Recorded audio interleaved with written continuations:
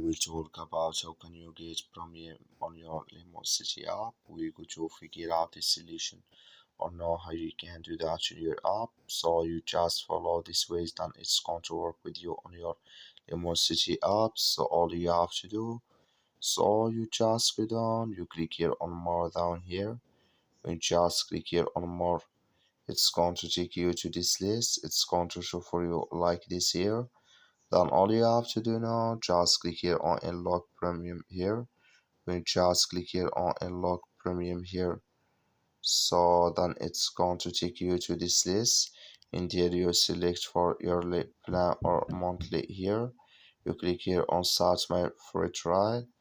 When you just click on it here, then here add your credit or debit card, then it's going to add with you. So that's all you have to do. I wish you I get it. That's all. Thank you for watching.